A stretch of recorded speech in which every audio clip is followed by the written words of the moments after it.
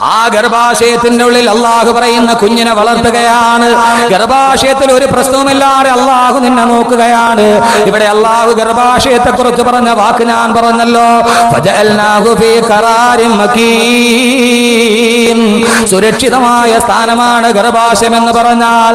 അള്ളാഹു സുബ്ഹാനഹു വ തആല ഒരു കുഞ്ഞിന് ജന്മം കൊടുക്കുമ്പോ, അവൻ റബ്ബായിട്ട് പരിപാലിക്കുമ്പോ, ഗർഭാശയത്തിന്റെ വായുടെ ഭാഗത്തായി ഒരു കുഞ്ഞ് കടന്നു പോകുന്ന ഗർഭാശയത്തിന്റെ, ഒരു സ്ത്രീയുടെ ഗർഭാശയത്തിന് മൂടിക്കെട്ടി കിടക്കുന്ന ഗർഭാശയത്തിന്റെ മുകൾ ഭാഗത്തായി അള്ളാഹു ഒരു അരിപ്പ വെച്ചിട്ടുണ്ട്. ആ അരിപ്പയുടെ പേര് പ്ലാസന്റ എന്നാണ്. കുഞ്ഞ് കിടക്കുന്ന ഗർഭാശയത്തിന്റെ കവാടത്തിന്റെ മുകളില് ഏകനായ തമ്പുരാൻ ഒരു അരിപ്പ വെച്ചിരിക്കുകയാണ്. എന്തിനെന്നറിയുമോ? ഉമ്മാന്റെ ശരീരത്തിലെ വിഷാംശങ്ങളോ, ഉമ്മയുടെ രക്തത്തിൽ വിഷാംശങ്ങൾ കലർന്നാല് അതാ കുഞ്ഞിനെ ബാധിക്കാതിരിക്കാൻ, ഉമ്മയുടെ ഭക്ഷണ പദാർത്ഥത്തിൽ അടങ്ങിയിരിക്കുന്ന രാസവസ്തുക്കൾ കുഞ്ഞുങ്ങളിലേക്ക് പകരാതിരിക്കാൻ അല്ലാഹു ഗർഭാശയത്തിന്റെ കവാടത്തില് ഒരരിപ്പ വെച്ചിരിക്കുകയാണ്. ആ അരിപ്പയിൽ നിന്ന് അരിച്ചിട്ട് നല്ലതല്ലാതെ വെളിയിലോട്ട് പോവുകയില്ല. കാരണം ഒരു കുഞ്ഞ് നിർമ്മലമായിരിക്കണം, നവജാത ശിശു നിർമ്മലമായിരിക്കണം. അതിനുവേണ്ടി അല്ലാഹു ഗർഭാശയത്തിന്റെ മുകളിൽ ഒരു അരിപ്പ വെച്ചിരിക്കുകയാണ്. ആ കുഞ്ഞിന് യാതൊരുവിധ വിഷാംശങ്ങളേക്കാതിരിക്കാൻ ഒരു നിർമ്മലമായ അവസ്ഥയിലാണ് 9 മാസവും 10 ദിവസവും താമസിച്ചിട്ട് അതാ നിന്റെ മൂന്നാമത്തെ ലോകത്തേക്ക് നീ വരാൻ പോവുകയാണ്. കാരണം എന്തെന്നറിയോ? 9 മാസവും 10 ദിവസവും പൂർത്തിയാകുമ്പോ അള്ളാഹു പറഞ്ഞു, നിന്റെ 2ാമത്തെ ലോകം കഴിഞ്ഞു, ഇനി നീ പൊയ്ക്കൊള്ളുക നിന്റെ 3ാമത്തെ ലോകത്തേക്ക്. അപ്പോഴാണ് പ്രസവം നടക്കുന്നത്. അതാ ഒരു കുഞ്ഞ് ജനിക്കാൻ പോവുകയാണ്. ആ കുഞ്ഞു ലോകത്തേക്ക് വരാൻ പോവുകയാണ്. അള്ളാഹു അതിനു വേണ്ടിയുള്ള സംവിധാനം ഒരുക്കുകയാണ്. സഹോദരങ്ങളെ, ലോകത്തിലെ ഏറ്റവും വലിയ സംഭവം നടക്കാൻ പോവുകയാണ്. ഒരു കുഞ്ഞിന്റെ ജനനമെന്ന് പറഞ്ഞാൽ നിസ്സാരമല്ല. ഇന്ന് നടന്ന ഏറ്റവും വലിയ സംഭവം ഏതാണ് ചോദിച്ചാല്, ആ സംഭവം ലോകത്തെവിടെയെങ്കിലും ഒരു കുഞ്ഞ് പറഞ്ഞാൽ ആ കുഞ്ഞിന്റെ ജനനമാണ്. കാരണം എന്താ? ഇന്ന് ജനിച്ച ഈ കുഞ്ഞ് ഏതെങ്കിലും ഗവൺമെന്റ് ആശുപത്രിയുടെ വരാന്തയിൽ ജനിച്ച ഈ കുഞ്ഞ് നാളത്തെ പ്ലേറ്റോ ആവില്ലെന്ന് ആര് കണ്ടു? ഈ കുഞ്ഞു നാളെ ഒരു സോക്രട്ടീസ് ആവില്ലെന്ന് ആര് കണ്ടു? ഈ കുഞ്ഞു നാളെ ഒരു അരിസ്റ്റോട്ടിൽ ആവില്ലെന്ന് ആര് കണ്ടു? ഈ കുഞ്ഞു നാളെ ഒരു ഇമാമുദ്ദീൻ സഞ്ജി ആവില്ലെന്ന് ആര് കണ്ടു? ഈ കുഞ്ഞു നാളെ ഒരു സലാഹുദ്ദീൻ അയ്യൂബി ആവില്ലെന്ന് ആര് കണ്ടു? ഈ കുഞ്ഞു നാളെ ഒരു ഉമർ മുഖ്താർ ആവില്ലെന്ന് ആര് കണ്ടു? ഒരു കുഞ്ഞിന്റെ ജനനം ലോകത്തിലെ വലിയൊരു സംഭവമാണ്.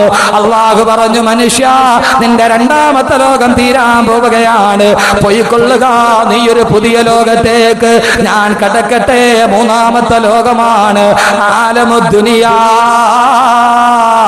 നമ്മൾ ഈ ജനിച്ചു വീണ ഭൂലോകമില്ലേ, 2 ലോകം കടന്നിട്ട് 3ാമത്തെ ലോകത്താണ് നാം നിൽക്കുന്നത്. അതാ ഉമ്മാന്റെ ഗർഭാശയത്തിൽ കിടന്ന ഒരു കുഞ്ഞതാ കരഞ്ഞുകൊണ്ട് പൊട്ടിക്കരഞ്ഞുകൊണ്ട് ഭൂമിയിലേക്ക് വരികയാണ്. പൊട്ടിക്കരഞ്ഞുകൊണ്ട് വരികയാണ്. 1000 മോഹങ്ങളും ലാഭങ്ങളും കൊതിയുമായി. ഇനിയാണ് നാം നമ്മുടെ വിഷയം ശ്രദ്ധിക്കേണ്ടത്. കുഞ്ഞതാ ജനിച്ചു വീഴുകയാണ്. 2 കൈയും കൂട്ടിപ്പിടിച്ച് മടക്കി പിടിച്ചിട്ട് പൊട്ടിക്കരഞ്ഞുകൊണ്ടാണ് ഒരു കുഞ്ഞിന്റെ ജനനം ഇവിടേക്ക് നടക്കുക. അതെന്താണെന്നറിയുമോ? ഒരു കുഞ്ഞിതാ കൈ മുറുക്കി അടച്ചു പിടിച്ചിട്ടാണ് വെളിയിലോട്ട് വരുന്നത്. എന്തിനാണ് സഹോദരങ്ങളെ കൈ ഇങ്ങനെ മുട്ടി ചുരുട്ടി പിടിച്ചിരിക്കുന്നത്? എപ്പോഴാണ്? എപ്പോഴും കൈയുടെ ഉള്ളിൽ എന്തെങ്കിലും ഇരിക്കുമ്പോഴാണ് ആരും കാണാതെ കൈ നാം ഇങ്ങനെ അടച്ചു പിടിക്കുന്നത്. ജനിച്ചു വീഴുന്ന നവജാത ശിശുവിന്റെ കയ്യിൽ എന്താണുള്ളത്? ഒന്നുമില്ലാത്ത കുഞ്ഞന്റെ കൈ ഇങ്ങനെ ചുരുട്ടി പിടിച്ചുകൊണ്ട് ലോകത്തേക്ക് കടന്നു വന്നു. അതാണ് അല്ലാഹു നമ്മോട് ചിന്തിക്കാൻ പറഞ്ഞത്. ഒരു കവി ചോദിച്ചു അത്ര, എന്തുകൊണ്ടാണ് കുഞ്ഞിങ്ങനെ കൈ മുറുകി അടച്ചു പിടിച്ചിരിക്കുന്നത്? അവന്റെ കൈക്കുള്ളിൽ എന്താണിരിക്കുന്നത്? കവി ചോദിച്ചു അത്ര കുട്ടിയോട്, മോനെ, മുത്തേ കണ്ണേ തേനെ പാലേ മുട്ടി സേ ക്യാ ഹേ ആനെ വാലാ ജിന്ദഗി കി സ്വപ്നാ ഹേ. ഏ പൊന്നു മോനെ, മുട്ടി സേ ക്യാ ഹേ, നിന്റെ കൈക്കുള്ളിൽ എന്താണ് നീ ആരും കാണാതെ ഇങ്ങനെ മടക്കി വെച്ചിരിക്കുന്നത്? ആ സമയത്ത് നവജാത ശിശു എന്നോട് മറുപടി പറഞ്ഞു അത്രേ. ഇല്ലില്ല, നവജാത ശിശു മറുപടി പറയില്ല. കവി അദ്ദേഹത്തിന്റെ ഭാവനയിൽ പറയുകയാണ്, എന്റെ കൈക്കുള്ളിൽ എന്താണെന്നറിയുമോ? ആനേവാല സിന്ദഗി കി സ്വപ്നാ ഹേ, എന്റെ ഇനിയുള്ള ജീവിതത്തിലെ സ്വപ്നങ്ങളാണ് എന്റെ കൈക്കുള്ളിൽ ഞാൻ മടക്കി വെച്ചിരിക്കുന്നത്. 1000 സ്വപ്നങ്ങളുമായി, 1000 ആഗ്രഹങ്ങളുമായി നീതാ 3 മൂന്നാമത്തെ ലോകത്തോട്ട് കടന്നു വരികയാണ്. നിന്റെ ഒടുക്കത്തെ ആഗ്രഹങ്ങളുമായിട്ടാണ് വരുന്നത്. മനുഷ്യൻ എത്രയോ ആഗ്രഹങ്ങളാണ്. മനുഷ്യൻ ഏറ്റവും വലിയ മോഹത്തിന്റെ അടിമയാണ്. മനുഷ്യന് ഏറ്റവും കൂടുതൽ മോഹം മണ്ണിനോടാണ്. മനുഷ്യന് മോഹം മണ്ണിനോടാണ്. മണ്ണിന് മോഹം മനുഷ്യനോടാണ്. നമുക്കെല്ലാവർക്കും മോഹം എന്താണ്? മണ്ണ് വാരി കൂട്ടണം.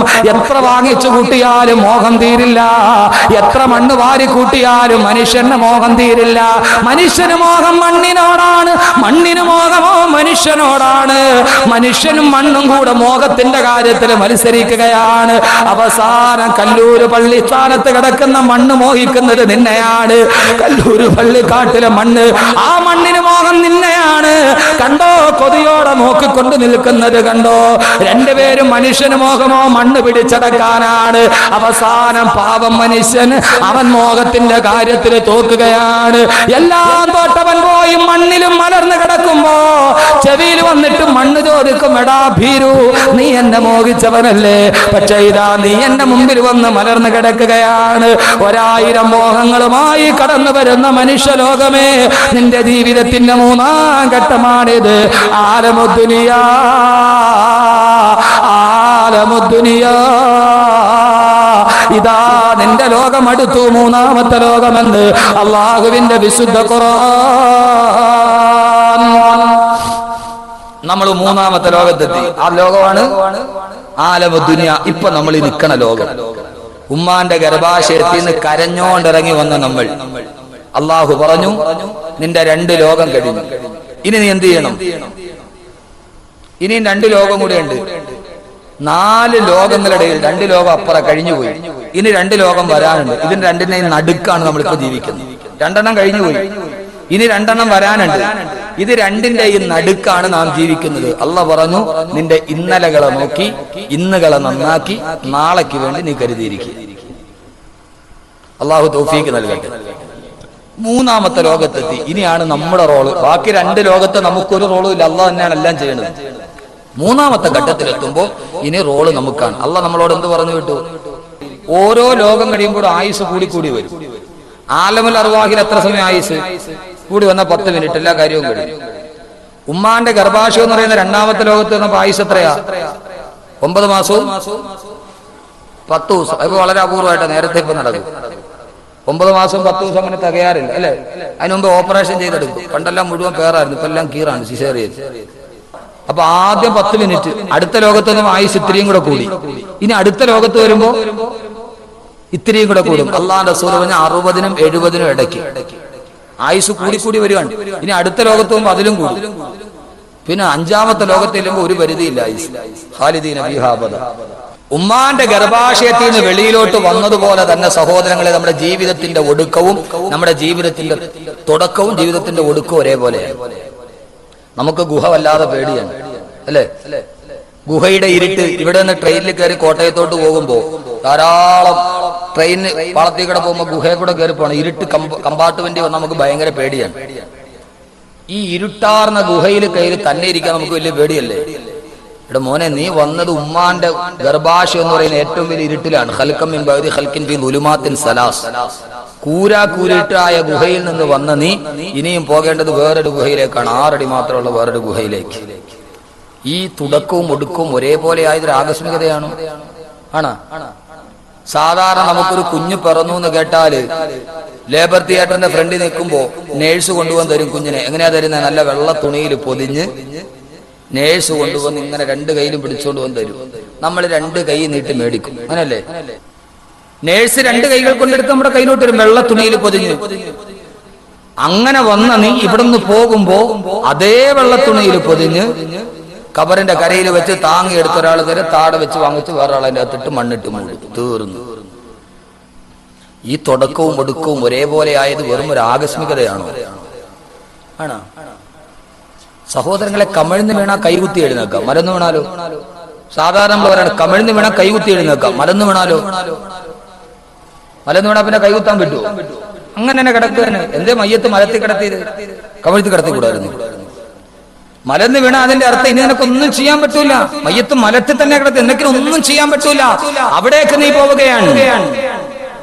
അതുകൊണ്ട് അല്ലാഹു ആലമുദ്ദുനിയയിലേക്ക് മൂന്നാമത്തെ ലോകത്തേക്ക് നമ്മെ പറഞ്ഞു വിടുമ്പോ അല്ലാഹു പറഞ്ഞതെന്താണെന്നറിയോ?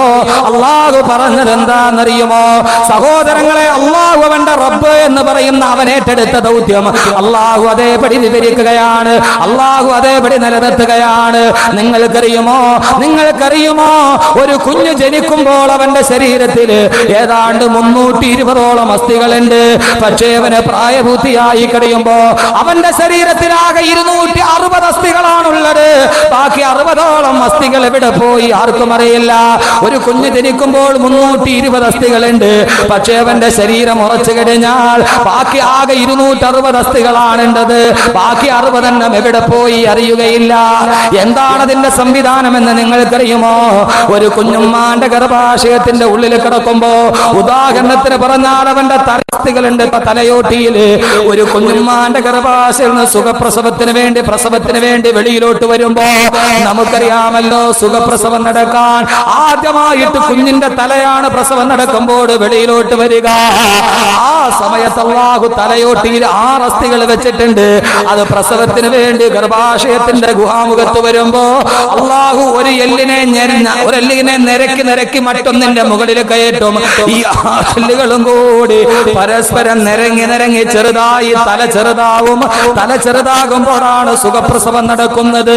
ആ എല്ലുകളെങ്ങാനും അങ്ങനെ ഇരുന്നാൽ, അതങ്ങാനും നിരങ്ങാതെ അങ്ങനെ തന്നെ നീണ്ടിരുന്നാൽ കുഞ്ഞിനുമ്മാന്റെ ഗർഭാശയത്തിൽ നിന്ന് വെളിയിലേക്ക് വരാൻ കഴിയില്ല. തലയോട്ടിയിലെ 6 അസ്ഥികൾ പരസ്പരം നിരങ്ങി മുകളിലോട്ട് കയറിയിരുന്ന് തല ചെറുതായിട്ടാണ് പ്രസവം നടക്കുക. അങ്ങനെ ആ കുഞ്ഞ് തല ചെറുതായി ഉമ്മാന്റെ ഗർഭാശയത്തിൽ വെളിയിൽ വന്നാലോ ഉടനെ അവന്റെ എല്ലുകൾ കൂടിച്ചേരുകയില്ല. ആവശ്യം കഴിഞ്ഞാൽ കൂടിച്ചേരുകയില്ല. കാരണം എന്താണെന്നറിയുമോ? തലയോട്ടിയിലെ 6 എല്ലുകളും കൂടെ കൂടി ജോയിന്റായി കഴിഞ്ഞാല് ആ പൊന്നമോന്റെ തലച്ചോറ് വികസിക്കണ്ടേ? അവന്റെ തലച്ചോറ് വളരുന്നതിനനുസരിച്ച് അവന്റെ തലയോട്ടിയോ വലുതായാലല്ലേ ആ കുഞ്ഞിന് സ്വന്തം ബുദ്ധി ഉണ്ടാവുകയുള്ളൂ. അതല്ലാതെ തലച്ചോറ് വളരാനെങ്ങാനും ഇടമില്ലാതിരുന്നാല് അവൻ മന്ദബുദ്ധിയായി പോകുമെങ്കിൽ പലരും പറയാറില്ലേ, മസ്തിഷ്കത്തിന് പൂർണ്ണ വളർച്ച എത്തിയിട്ടില്ല. അല്ലാഹുവേ, പടച്ചറമ്പേ, നീ വല്ലാത്ത കാരുണ്യവാനാണ്. ഇത് രാത്രിയാന്ന് ഞങ്ങൾ തിരിച്ചറിഞ്ഞത് നീ വിശേഷ ബുദ്ധി തന്നത് കൊണ്ടാണ്. അതിന്റെ തലച്ചോറ് പൂർണ്ണ വളർച്ച എത്തുന്നത് വരെ തലയിലെ എല്ലുകൾ അങ്ങനെ തന്നെ ഇരിക്കും. തലച്ചോറ് പൂർണ്ണ വളർച്ചയായ 6 എല്ലുകളെയും കൂടെ യോജിപ്പിച്ചിട്ട് അല്ലാഹു വെറും 3 എല്ലുകളാക്കി കൂട്ടിവെച്ച് സുരക്ഷിതമാക്കുകയാ. കാരണം ഇനി അവൻ വലിയ തലയിൽ ചുമടെടുക്കാനുള്ളവനാണ്. പഴയ പോലെ ദുർബലമായ അസ്ഥികളാണെങ്കിൽ പറ്റില്ല. അവൻ വീണാല് താങ്ങേണ്ട അസ്ഥികളാക്കി അല്ലാഹു ശക്തിയുള്ളതാക്കി വെക്കുമ്പോ എത്രയോ സംവിധാനങ്ങളാണ് തമ്പുരാൻ ചെയ്യുന്നതെന്നറിയുമോ? അവനല്ലാതെ മറ്റാർക്കെങ്കിലും ഇത് ചെയ്യാൻ കഴിയുമോ? അല്ലാഹു പറഞ്ഞു, ഇങ്ങനെയൊക്കെ സംവിധാനം ചെയ്ത് നിന്നെ ഞാനിതാ ഭൂമിയിലേക്ക് വിടുകയാണ്. എന്നിട്ട് അല്ലാഹു നമ്മളോടൊരു കാര്യവും കൂടി പറഞ്ഞു, ഈ ഭൂമിയിൽ നീ താമസിക്കേണ്ടത് എത്രയാ? വളരെ പരിമിതമായ കാലഘട്ടമാണ് നിന്റെ 3ാം ലോകത്ത് നീ താമസിക്കേണ്ടത്. എന്നിട്ട് അല്ലാഹു നമ്മളോട് പറഞ്ഞതെന്താ? വത്തഖൂ യൗമൻ തുർജഊന ഫീഹി ഇലല്ലാഹ്. വത്തഖൂ യൗമൻ, ഒരു ദിവസത്തെ നിങ്ങൾ ഓർത്തു വെക്കണേ. തുർജഊന ഫീഹി ഇലല്ലാഹ്. അല്ലാഹു നിങ്ങളെ അവന്റെ അടുക്കലേക്ക് തിരിച്ചു വിളിക്കുന്ന ഒരു ദിവസത്തെ ഓർത്തുകൊണ്ടല്ലാതെ നിങ്ങൾ ഇനി ഭൂലോകത്ത് ജീവിച്ചിരിക്കരുതേ. 3ാമത്തെ ലോകത്ത് വന്നു. അല്ലാഹു നമുക്കൊരു നിർദ്ദേശവും തന്നു. എന്താ നിർദ്ദേശം? വത്തഖൂ യൗമൻ തുർജഊന ഫീഹി ഇലല്ലാഹ്. അല്ലാഹുവിലേക്ക് നിങ്ങളെ തിരിച്ചു വിളിക്കുന്ന ഒരു ദിവസമുണ്ട്. ആ ദിവസത്തെ നിങ്ങൾ ഓർക്കണം. അല്ലാഹു തൗഫീഖ് നൽകട്ടെ. അപ്പൊ ഇനി നമ്മുടെ ജോലി എന്താ? ഈ കാണുന്ന ലോകത്ത് സഹോദരങ്ങളെ 2 ലോകം നമ്മൾ കണ്ടിട്ടില്ല. ഇതിനു മുമ്പ് കടന്നു വന്ന 2 ലോകം കണ്ടിട്ടില്ല. ഇനിയുള്ള 2 ലോകം കാണാൻ പോണതേ ഉള്ളൂ. ആകെ കണ്ണുകൊണ്ട് കാണണ ഒരു ലോകത്താണ്, 2ന്റെയും നടുക്കാണ് നമ്മൾ നിൽക്കുന്നത്. ഇവിടെ നമുക്ക് ചെയ്യാനുള്ളത് എന്താ? അല്ലാഹു സുബ്ഹാനഹു വ തആല നമ്മെ ഭൂമിയിൽ അല്ലാഹു മനുഷ്യനെ എന്ത് ചെയ്തു? അല്ലാഹു ഭൂമിയെ മുഴുവനും നമുക്ക് വേണ്ടി ഒരുക്കി തന്നു. അല്ലാഹു ഭൂമിയെ മുഴുവനും നമുക്ക് വേണ്ടി ഒരുക്കി തന്നു. എന്നിട്ട് പറഞ്ഞു, എന്റെ അതിഥിയായിട്ട് നീ ഇവിടെ താമസിച്ചു. അല്ലാഹു പറഞ്ഞു, തുർജഊന ഫീഹി ഇലല്ലാഹ്, നിന്നെ അല്ലാഹുവിലേക്ക് തിരിച്ചു വിളിക്കും. അല്ലാഹു വിളിക്കൂന്നല്ല പറഞ്ഞ, തിരിച്ചു വിളിക്കൂന്നാ പറഞ്ഞത്. കാരണം എന്താ? തിരിച്ചു വിളിക്കുക എന്ന് പറഞ്ഞാൽ എങ്ങനെയാ തിരിച്ചു വിളിക്കണേ? നമ്മുടെ അടുത്തുനിന്ന് പോയ ആളെയല്ലേ തിരിച്ചു വിളിക്കാൻ പറ്റുള്ളൂ. അല്ലാതെ വെറുതെ ഒരുത്തരെ തിരിച്ചു വിളിക്കാൻ പറ്റൂ? അയാളെ വിളിക്കാനല്ലേ പറ്റുള്ളൂ. അള്ളാഹ് പറഞ്ഞു തുർജഊന ഫീഹി ഇലല്ലാഹ്. റജഅ എന്ന് പറഞ്ഞാൽ അതിന്റെ അർത്ഥം മടങ്ങി എന്നാണ്. നമ്മുടെ അടുത്ത് നിന്ന് പോയ ആളെ തിരിച്ചു വിളിക്കാൻ പറ്റുള്ളൂ. ഇപ്പൊ അംബാസഡറിനെ തിരിച്ചു വിളിക്കും, സൗദി അംബാസഡറിനെ തിരിച്ചു വിളിച്ചു, കാരണം അയാൾ സൗദിയിൽ നിന്ന് വന്നതാണ്. അപ്പൊ അള്ളാഹു നമ്മളെ തിരിച്ചു വിളിക്കുന്നു പറഞ്ഞാൽ എവിടേക്ക് തിരിച്ചു വിളിക്കുന്ന? ഇൻഷാ അല്ലാഹ് നമുക്ക് ഇന്ന് അത് ചർച്ച ചെയ്യാം. അള്ളാഹു തൗഫീഖ് നൽകട്ടെ. 1-2 ഉപദേശങ്ങൾ, അതിനുശേഷം നമുക്ക് ബാക്കി കാര്യങ്ങളിലോട്ട് കിടക്കാം. നമ്മളെ തിരിച്ചു വിളിക്കും എവിടേക്ക്? നമ്മളിപ്പോ എവിടെ നിന്ന് വന്നവരാ? നമ്മളിപ്പോ എവിടെന്നാ വന്നേ? ആദ്യ മനുഷ്യനെ അള്ളാഹു സൃഷ്ടിച്ചത് എവിടെയാ? സ്വർഗത്തിൽ, അല്ലേ? ആദം നബിയെ ഹവ്വാ ബീവിയും അള്ളാഹു സ്വർഗത്തിൽ സൃഷ്ടിച്ചു. ചുരുക്കി പറയാം, എന്നിട്ട് ആദമിനോട് ഹവ്വായോടും പറഞ്ഞു, വയാ ആദം ഉസ്കുൻ അന്ത വദൗജുക്കൽ ജന്ന, ഓ ആദമേ, നീയും നിന്റെ ഭാര്യയും കൂടി ഈ സ്വർഗത്തിൽ താമസിച്ചു. എന്നിട്ട് അള്ളാഹു പറഞ്ഞു, സ്വർഗത്തിലെ എന്ത് വേണമെങ്കിലും നിങ്ങൾ തിന്നോ, വലാ തഖറബാ ഹാദിഹി ശജറ, ഈ വൃക്ഷത്തിലെ പഴം മാത്രം തിന്നാൻ പാടില്ല.